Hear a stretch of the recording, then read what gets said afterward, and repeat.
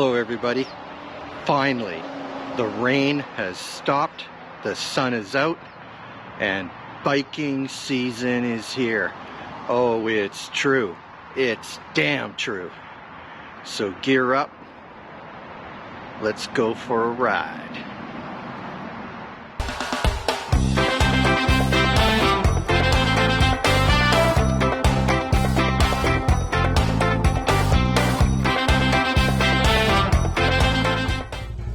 Hello everybody, this is your man, the bus man, bringing you another episode of On the Road, where I bring you all of my travel adventures, including all things related to motorcycling, motovlogging, cruise vacations, and destination vacations. So before I begin this motovlog for the day, I just think it would be appropriate for me to say thank you to all of my new subscribers. It is appreciated. I am a new channel. Thank you very much.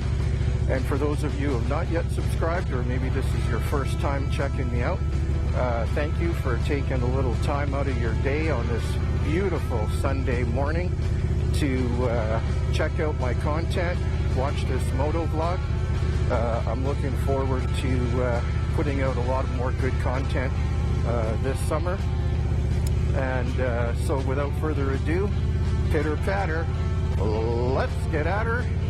Today we're going to be doing a moto vlog, and this is other than tuning up my bike for the beginning of the season, and this will be really my first ride of the season, and I look forward to sharing it with you.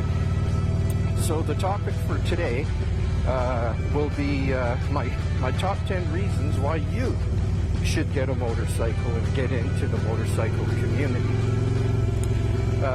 So I don't really have a set destination or plan. Really, there's no script for today. The script is to just enjoy the ride, show you some scenery, and cover my top 10 list. So without further ado, let's just get right into it. So my top 10 list. So why should we generally get into motorcycling? Why should you, if you're considering buying a bike, buy a bike and get into it? Well, let's talk about why I got into motorcycling. So about 17 or 18 years ago or so, I had a number of colleagues and friends who already had motorcycles and were involved in the motorcycle community, motorcycle culture, as it were. And more often than not, I'd hear their stories of all the things they did on their weekends and holidays, going different places, doing different things. And after a while, I started thinking, hey, that sounds like it might be fun. Why don't I check this out? So, the first thing I did was I signed up for a motorcycle school, and I took a motorcycle riding course, and that gave me the opportunity to get on some bikes and learn the basics, and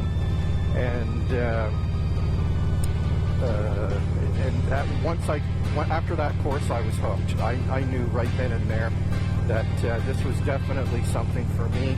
And so I went out and bought my first motorcycle, which I bought brand new, and it was a 2005 Yamaha V-Star 650. It took me a minute to think about it, but it was my first bike. And then later on, a couple of years later, I decided I wanted to move up to the big twins, so I bought a 2006 or 2007, can't remember the years, it's been too long, Roadstar, Yamaha Roadstar. And then I kept that for a considerable period of time, and then I ended up buying this bike, which is a 2016 Harley Davidson FLHR Road King. It's got a 103 cubic inch engine, or for those who like cubic centimeters. It's 1700 cc. Completely customized this bike, as you saw in the intro video. It doesn't really look a lot like the bike that I bought, but yeah, so that's kind of my story, the short story anyway, of how I got into motorcycling, and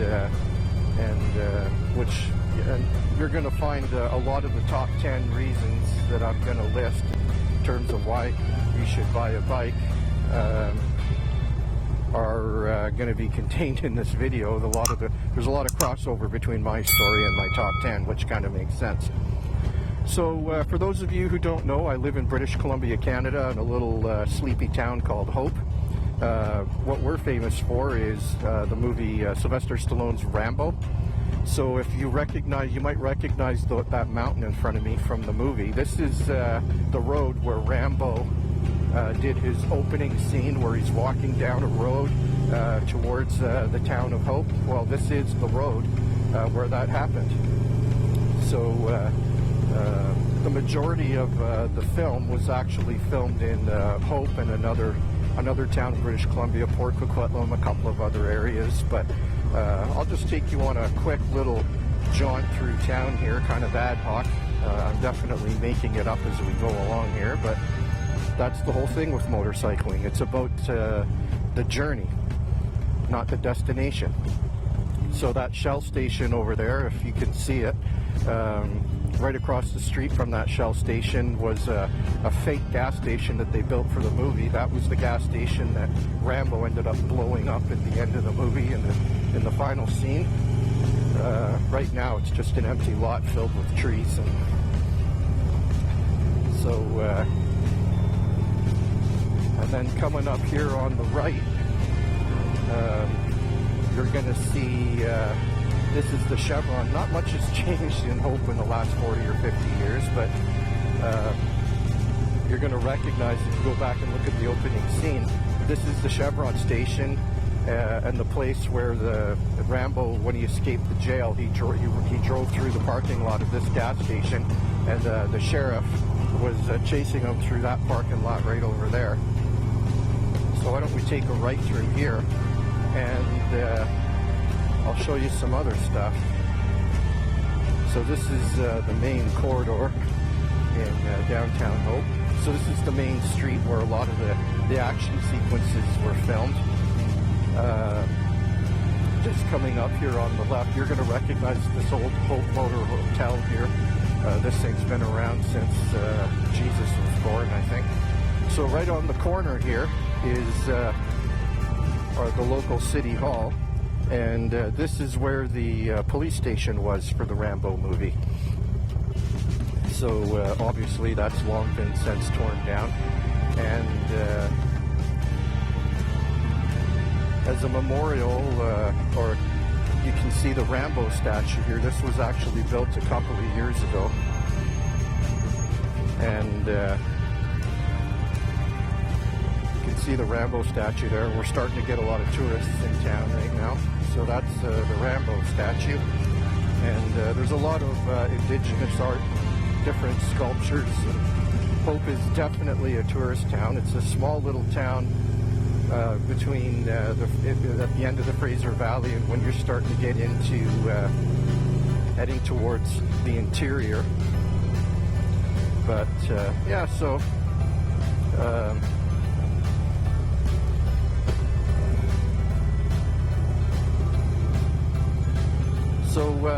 let's get into the top 10. So reason number one to buy a motorcycle. Well, motorcycles are very cost effective, especially in today's day and age, where gas, depending on where you live in Canada, can be anywhere from $8 to $10 a gallon. Down in the U.S., well, it's all over the place, but you know, $5, $6, $7 a gallon. Well, motorcycles, even the big twins, the big bike that I'm driving right now, riding. We don't drive bikes, we ride bikes. Even the bike that I'm riding right now, a big 103 cubic inch 1700cc bike, I'm getting, depending on how hard I drive the bike, anywhere from 45 to 50 miles a gallon, which is way more economical than my SUV. Additionally, in terms of being cost effective, depending on jurisdiction and where you live, it's not really the case in British Columbia, Canada, but in other jurisdictions, insuring motorcycles is also a lot cheaper. Generally speaking, and I'm not talking about upgrades and tweaks and different things that people do to customize the bike, but generally speaking, maintaining a motorcycle is cheaper than today's vehicles. So there's that consideration to be had as well. And lastly, purchase cost. Unless you're buying a Harley Davidson CVO, a Street Glide CVO or a Road Glide CVO, where you'll be spending $50,000 plus in Canadian dollars anyway. I'm not really sure what they sell for down in the U.S., but unless you're one of those people that's really into the high-end bikes, you don't need to spend a lot of money, and you can get a motorcycle for far less than what you can buy a vehicle for. So between acquisition cost, insurance cost, fuel cost, and maintenance cost, there's definitely a lot of money to be saved getting into a motorcycle. So if financial reasons are your principal issue or concern, well, then motorcycles are the way to go. So I kind of overlapped from maintenance costs. Well, the purchasing point was actually my second reason. So I've covered items 1 and 2. So another thing that people might be stopping people from buying a bike and not getting into a motorcycle is they say, well, it looks too difficult, it looks too complicated. Well, going back, I'll use myself as the example again. Going back to when I first got into biking, all I'd ever driven was an automatic car. I didn't even know how to turn on a motorcycle. I could barely figure out how to sit on the thing. Never mind all the clutching and the gearing and the steering and all of the handlebar controls and all of the things to go into learning how to ride a motorcycle. And look at this beautiful scenery.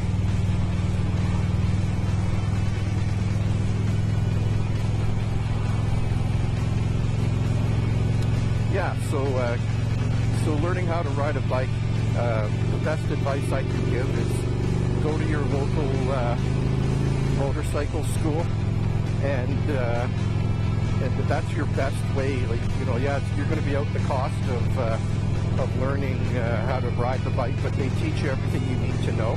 And I went from a complete green newbie, didn't know my left hand from my right hand, and after the 2-week course was over, it was primarily on weekends. I had all the basics, and it really was not that difficult. So with a little practice and a little time and the right coaching, go to a quality school, getting into the lifestyle is actually, it was shockingly easy for me to learn how to ride a motorcycle. Now, and it doesn't take that long. You're not really thinking about clutching and gearing and turning and all the things that you learn. Get up to speed here.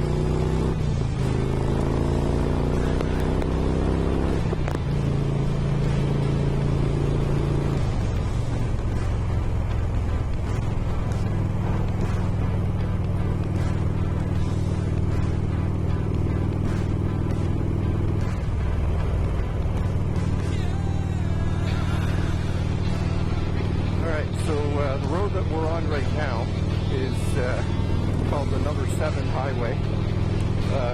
This is one of the main corridors between the town that I live and heading towards Vancouver, the big city as it were.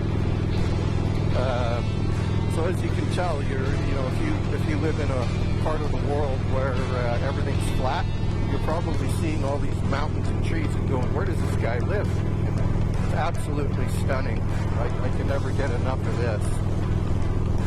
But So where I live is between the coastal mountain range and the Pacific mountain range, and which is why we're called the Fraser Valley. The two mountain ranges form a valley, and the good news is it gives us some beautiful scenery, and the bad news is it acts like a funnel and it captures a lot of storms and wind. It's quite frequently very, very windy here, and winds from 40 to 60 miles per hour plus, 80 to 100 kilometer an hour gusts along these stretches of the highway here are course of business, normal, which is why I tend to ride with a windshield all the time. So the next reason, I believe reason number 4 to get into motorcycling is a bit of a myth buster. How many times have you heard people say, motorcycling's dangerous, you're going to get yourself killed, you're going to end up in a wheelchair? Yeah, right. If you actually look at the statistics, number one, in my experience, when you're watching the news, the media loves nothing better than to sensationalize, people being injured or killed in motorcycle crashes. And quite honestly, the vast majority, not always, again, I don't operate on extremes, but this is just my opinion, and the majority of people who get killed on a motorcycle probably had a good chunk of that to do with, has a good chance to do with how they were riding their bike. Driving at beyond excessive speeds, cutting in and out of traffic, running stop signs, or doing other, street racing, doing other things that quite frankly are epically stupid. So if you're driving like a maniac on the road, quite frankly, I don't care what you're driving, whether it be a motorcycle, a moped, a scooter, a car, a truck, a van, a sports car, it doesn't matter. The element of danger increases proportionally with the disregard for your personal safety and the safety of the public around you. So again, I'm not judging anybody, and you ride the way you want to ride, but there are times when I'm known to throttle down and have a little fun. I'm not a hypocrite. I freely admit that there are times when I don't exactly, shall I say, follow all the rules of the road, but I do it in a manner with keeping in mind that I absolutely try to minimize putting other people in danger. And in the course of this ride so far, we've probably already seen a number of bikes. And motorcycling here in the Fraser Valley is very popular, actually, in British Columbia. I wouldn't be at all surprised. We're going to see hundreds of bikes on this ride today. I'm just one of many. And so in reality, motorcycling is not that dangerous. In my 17 or 18 years of riding, I've never had almost been in a crash, or the reality is motorcycling is as safe as you want it to be. If you're, when you take a motorcycle course, or for those of you who already bike and are just watching the vlog and watching the views, then when you're on a bike, you're far more aware of your environment, your surroundings. You're seeing things, you're smelling the air. You're much more cognizant of what's happening in your environment, what's going on around you. So, when you're paying attention more, you're diligent. And I tend to ride my bike. I'm a lot more careful riding my bike than I am in my SUV. How many times have you driven to work and you're halfway to work and you kind of come to and you're like, oh yeah, how did I get here? You don't even remember half the drive. Well, that doesn't happen on a motorcycle, and if it does, well, maybe you shouldn't be riding a motorcycle.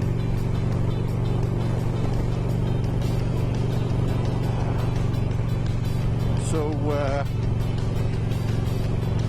reason number 5 to get into motorcycling. If any of you live in the city, or you live in an urban area, now this problem doesn't really apply to me too much, but there was a time I did live in the city, and that's needs some parking. You can park your bike anywhere. When I go into town, go to shopping at Costco, whatever, they'll have designated motorcycle parking spots. So there's never a shortage of places I'd like to park. And quite often, there's many times that you can park a bike for free. It doesn't cost you anything. A lot of times you can get what I call upfront parking. Like when I go to Costco, I'm one of those guys that literally parks on right beside the front doors on the sidewalk, and it's free. You know, going to town, like with you in British Columbia, and I'm sure it's like this for many other jurisdictions. But if you board a ferry, if you live on a coastal area, of course. So when I take the ferry to go over to the island or go up to the Sunshine Coast, I'm the first one on and the first one off the ferry. And they heavily discount motorcycles when you go on the ferry. So there's some added bonuses. Another bonus, we'll call this bonus tip 5.2 or 5.1, is for those of jurisdictions which have carpool lanes. Another added, this is a big one, especially if you're fighting traffic and you live in an urban area. You can ride a motorcycle solo in a carpool lane. So there's another added bonus. Now again, don't take my word for it. I'm speaking from the rules of the road out here in British Columbia. Maybe it's not that way where you live, so make sure you check. I don't want to see you get a ticket. But yeah, out here in British Columbia, Canada, you can ride your bike in the carpool lane and easy peasy. So there's another added bonus to getting into motorcycling. So we're coming up to a spot here. Back in November of 2021, there was an event called an atmospheric river that hit British Columbia. And we, in a 24-hour period, we literally got a horrendous amount of rain. It was hundreds of millimeters of water came down, and there were some massive mudslides. You can see the remnants of one mudslide right here. This stretch of highway that we're on, there was 4 separate mudslides. The piece where I'm going to actually pull over and show you up here, just coming around the bend, an entire section of the mountain collapsed and came down across the highway and wiped out all the infrastructure, the electrical, the cable. Natural gas was turned off for a while. The amount of devastation was, it took a whole bunch of crews, well, they're still cleaning it up 6 months later, but it took almost 2 weeks for the road to open up to a level that was even passable. A number of, if you Google atmospheric river event British Columbia, there's lots of news footage. You'll see an entire portion of a city went underwater called Abbotsford, British Columbia. And every major arterial route to deliver, the whole city ran out of gas, so every major arterial route was cut off. Highway 1, Highway 7, in several places up in the interior. Highway 8, if you Google Highway 8 British Columbia, about a 16 to 20 kilometer section of the highway was completely destroyed by the water. An entire highway is gone. The Coquihalla Highway was shut down for an extended period of time. I'm just going to turn this noise off here. There we go. So just envision, if you will, this portion of the road here, this was all level at one time. This was a forest. You see the forest in the background? You can see all the trees and the bushes. Well, those trees and bushes were right up against the edge of the road here. So the mudslide, the avalanche, completely annihilated and destroyed this whole section of the road. You can see that big tree. Well, that big log right there was a tree sitting up on the top of the mountain. And the devastation, you can see that big stack of logs, like right here and right over here. Well, those are the trees that the work crews have just basically piled up. You can see, oops, sorry, you can see over here, on this area over here, where they've done a lot of the cleanup, and you can see all the logs that have been piled up. Well, that's just the other side of the road. Now let's go take a look at the mountain. So again, on this side of the road, it was all forest and trees, and it was all nice. They built a berm here. I don't know exactly what this is supposed to do, but I'm just gonna get off the bike here for a second. There we go. Now I can kind of show you. You can see here, this entire section of the mountain used to look like that. So this is one of the main roads that I used to go to work every day, and you can see more bikes. Yeah, so it basically used to look like like this. Then the atmospheric river hit, and you can see all this power pole and all these power lines along here and here and here and all the way down to where the edge of that berm is. Are all brand new. They had to rebuild everything. So you can see where these two rivers or creeks or whatever they're called formed. That was literally, this turned into a giant waterfall, side to side all the way down. The mountain collapsed, and millions and millions of cubic yards of rock and trees and dirt. So we went from that to this. And where I'm standing, so when I actually got a chance to talk to one of the work crews when I was passing through, when they were able to open up driving through, they opened up a lane so you could drive through, and driving through was literally like driving. You had 50 or 60 feet of rock and mud on one side of you, and 50 or 60 feet of rock and mud on the other side. It was literally like driving through a tunnel where I'm standing.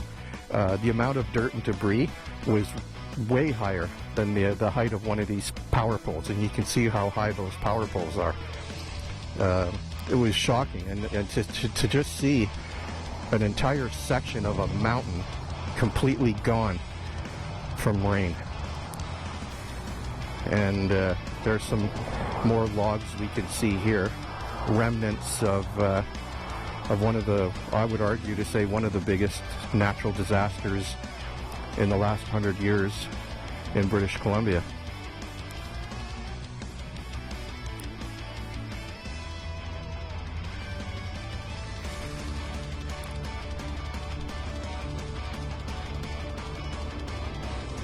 Just amazing. Absolutely amazing.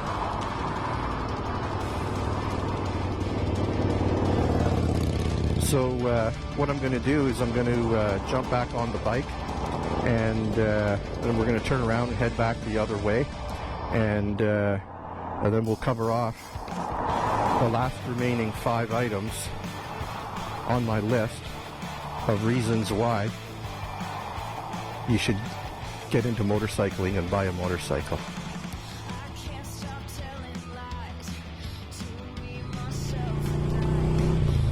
Okay, welcome back everybody. It's been about, I don't know, 5-10 minutes.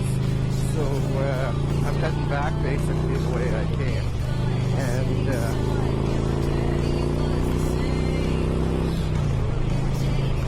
just giving her a little throttle. So up here on the left, what you're going to see is the other, coming back the other way, the view of that landslide. And you can see up there where that big chunk of the mountain came down. Absolutely mind-blowing. When you can just see where the whole mountain just disappeared, came down. From that, used to look pretty much like that to that. Absolutely amazing. So yeah, you're getting a view from a different angle.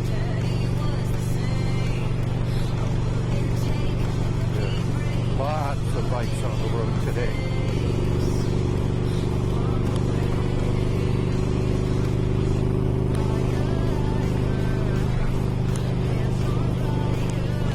So reason number 6 to get into motorcycling. And it's a hobby, really. For me, it's you know, once you get into the lifestyle, there's an old saying. It's not your bike until you're making your own. So basically, what that means is you know, customizing. You know, you can paint it your own color or different patterns or designs. You can change the seat. You know, a lot of people do stage 1, which is exhaust and well, I could go on for hours and hours about all the things you can do to customize your bike and make it yours, and waxing it, polishing it, taking it to bike shows, and or you know, sometimes car shows have a section or an area for bikes to show off. So it's for motorcycle enthusiasts of all ages, and it doesn't even matter what kind of bike, whether you ride a cruiser or a sport touring or a sport bike. It doesn't really matter. It's definitely a hobby that a lot of people, but myself included, definitely enjoy. And as you saw from the opening video, some of the shots that I took on my bike, I've spent considerable time and resources putting my bike together. So. More bikes on the side of the road.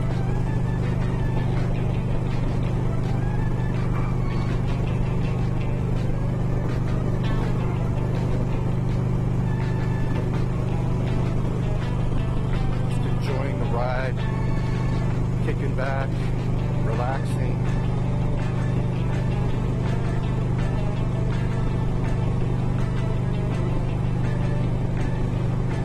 This is the life. What it's all about right here.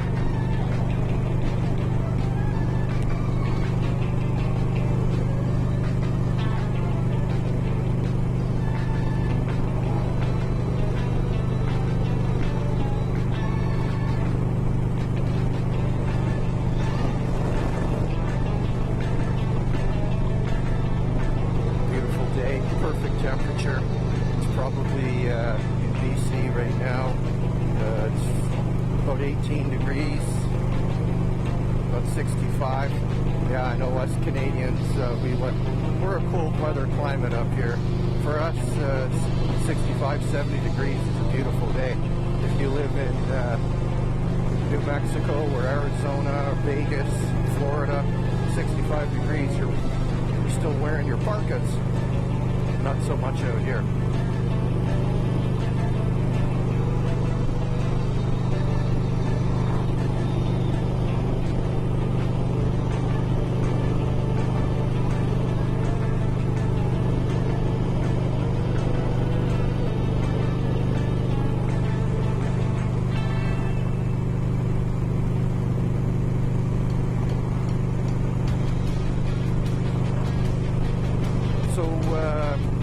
Harley Davidson funded a study. Now again, I always question studies that are funded by an interested party, but regardless, I can tell you in my 17 years, and I've talked about it a bit in this vlog so far, motorcycling is very relaxing. And with regard to the study that Harley Davidson did, they actually found that people who ride motorcycles, while they're riding their motorcycles, have a 28% decrease in the hormones that cause stress. There's a slightly elevated heart rate, which takes me to another reason why you should get into motorcycling is it is a form of exercise, and people laugh when they hear that. But in terms of the overall health benefits, running a motorcycle or riding a motorcycle, operating a motorcycle, it takes physical manual dexterity. you're physically controlling, again, depending on what you're riding, anywhere from a 500 to 1,000 pound plus motorcycle. And there's no power steering, there's no power brakes, everything is manual. And it does, like I said, it does absolutely require a certain amount of dexterity to be able to keep the bike on the road and turning when you're going into a curve at 50, 60 miles an hour. You'd be surprised how much effort it takes to, if you're leaning the bike over and you're being a little more aggressive, then it takes more physical dexterity and energy to make it go.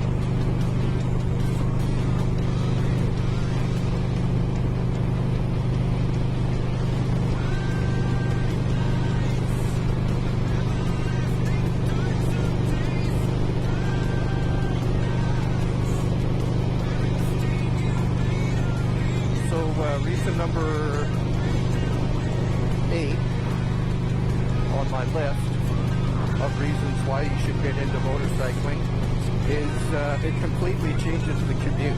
It gets rid of the day-to-day doldrums and the boring ride to work or the boring ride from work, coming home from work. It completely energizes me and gets me ready for the day. It also has a tendency to shorten the commute. Again, we talked about earlier with regard to being able to use, what are those called? Commuter lanes or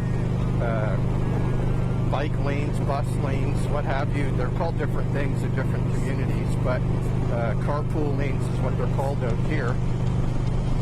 So if you're a commuter, definitely a motorcycle can change the commute, which also ties into the whole parking thing. It's a lot easier to find parking, and you can get to work faster and in a more enjoyable way. It's invigorating, it's re-energizing, it's relaxing. It just allows me to clear my mind and focus on the things that I want to get done for that particular day. You're out in the fresh air. Definitely any time when I wake up in the morning and look out the window and I see the sun and I'm riding to work today. It just improves my whole morale, and it's almost infectious. You know, people can always tell when I've ridden my bike to work, and it's just not another boring ride to work in the SUV.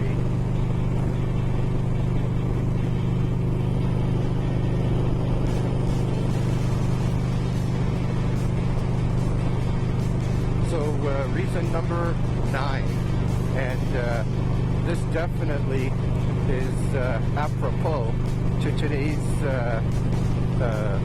situation with regard to COVID-19. So it is the ultimate form of social distancing. You can get outdoors, you can do your thing, you can pretty much go anywhere and do anything you want. I'm a solo rider, but even if you have your girlfriend, wife, whoever on the back of the bike, it is the ultimate form of social distancing. You're out in the fresh air, and if you're like me wearing a full face helmet, if there are areas that I go to where, the store or the gas station says mask required, well, I'm wearing a full face helmet, so it's built in. I don't need to worry about paper masks. My full face helmet and my visor are better than any medical grade mask that I could ever wear. So, bonus. It's COVID friendly and social distance friendly, and anytime you can get out of the house, out of this quarantining, out of this isolation, that's a good thing. It's good for your mental health. It's good for your physical health. So get a bike, get on it, and enjoy the rides. But my last reason why you should buy a motorcycle and get into the culture is the culture. I can try and explain it to you, but the only way you can understand it is if you jump in with both feet. Maybe start hanging up, if you know people who ride bikes, I'm sure you hear all of their stories. It's what got me hooked. It's what got me started in this little venture. And at the end of the day, maybe you don't have a group of people that you know or socialize with that ride bikes. And to that, you can do what I did. You can join a club. Now, there are all kinds of different kinds of clubs out there. You have to find the one that's right for you. And I'm not going to get too much into the different, but generally speaking, there's there's actually three main groups of riders out there. There's the lone wolf. That's the person who doesn't want to join a club, likes doing their own thing. They're independent. They do what they want, when they want, how they want, where they want, and they don't need anybody's permission. There's plenty of those out there. For a while, I kind of fall into the lone wolf mentality, way of doing business. What in the hell is this idiot doing? Look at this, driving up a one-way road. You have got to be kidding me. Welcome to British Columbia, everybody, where we have some of the world's biggest idiots driving on the road. Takes a... Well, you witnessed it firsthand.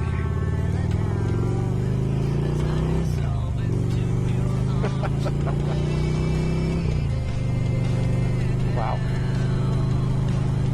Anyway, I'll get back to the... he's at number 10 now. Yeah, so the lone wolf is... So the lone wolf is one group. The next group are what's generally, and I'm speaking in generalities, so going into an area that might be deemed to be a little controversial for some people, and I'm sure if I'm going to get comments on this vlog, it'll be in area number 10, which is why I saved 10 for last. So again, this is my perspective, this is my opinion, and it's based on my 17 or 18 years of riding. And so the secondary group are what's generally known as the 99 percenters. These are the law-abiding bikers, and within that you have like the club that I belong to, the Thunder Kings. They're a charity organization. We do rides for charity. We fundraise. We have our own bike show, the Field of Chrome, in Abbotsford, British Columbia. We attend other bike shows, car shows. We have a car division. Not really intending this to be a promo for my particular club, but yeah, so that's kind of fit with my motif, with my personality, with my values and my belief system. So this is so what I did, like with any club, whether it be, well, I'll just leave it at that, any club. You know, you want to hang around, you want to introduce yourself, you want to get the feel of the vibe, you want to see what the people are like, what the activities they do, or is it for you, what kind of a commitment, the costs involved.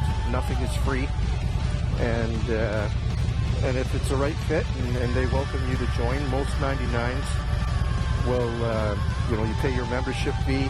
If it has dues, you pay your dues. Not everything. Most 99 clubs have completely different structures. So yeah, check out the local clubs in your area. And the advantage of joining the club is you have organized, structured rides. You have organized, structured activities. You'll do things that you never thought of doing before, or you'll get involved in things that you never really interested you before. It exposes you to a whole new world, a whole new way of thinking.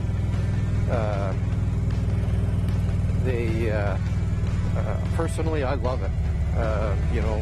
One of the reasons why I particularly picked this club is when you hang around, a lot of people's friends are people from work, and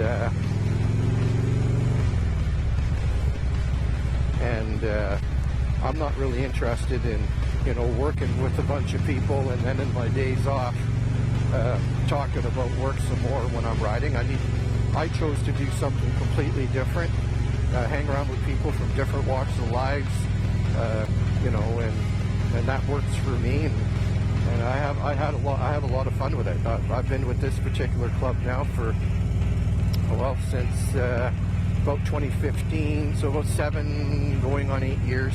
Great group of people. I can't say enough.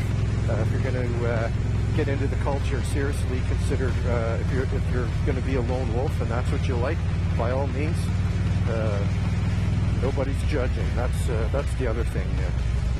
The motorcycle community is very open, very welcoming, non-judgmental. For me, it's I can't say enough good things about it. And then lastly, the last group are the 1%ers. So you have the 99%ers, and then you have the 1%ers. Sometimes people call them diamond clubs, outlaw motorcycle gangs, outlaw motorcycle clubs.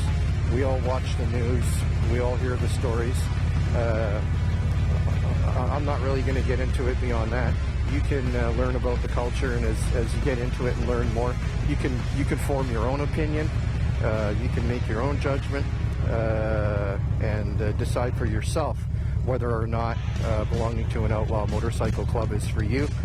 And I'm not in a 1% club. I never will be in a 1% club. And yeah, so I'm not really going to talk a whole lot about something that A, I'm not involved in, and B, isn't really my business, because I'm not going to get into talking about specific clubs. So I'll just leave that at that. So yeah, so those are my top 10 reasons why I think you should buy a bike and get into the culture. Well, the next thing I'll say is if you think I've left something out, maybe you're going, hey, you forgot about this, or hey, you didn't talk about that. Share your experiences. Post something in the comment below, and let me know what you think about this video, or if you think I've left something out. Put a comment below. I try to respond and comment back or acknowledge the comments that I do get on my videos. Next, if there's something that you would like me to cover, do a vlog, a moto vlog, or a topic you'd like to cover that's related to travel or destination vacations or cruising. As my channel grows, I'm starting to get some comments, asking for specific things. I was recently asked by one of my subscribers to do a Vegas review, or which, interestingly enough, is rather timely, because next week, between the 30th of May and June the 4th, I'm going to be in Las Vegas. So if there's something you want me to cover, or something you want me to review or talk about with regard to Vegas, now's the time. I'm going to be down there, and if I can make it happen, I definitely will. And so at this point, what I think I'm going to do is I'm going to call it a wrap. And I just want to thank you. Again, if you're still watching this video, thank you very much. Do me a big favor. If you liked it, hit that like button, hit the subscribe button, ring the bell for future notifications. It doesn't cost you anything. There's no fee. And your email isn't going to get hit with spam and all this other nonsense that drives me just as crazy as it does you, probably. Again, thank you very much. Farewell, adieu. Keep the shining side up, and I'll see you on the road. Aye, aye, and goodbye. Peace.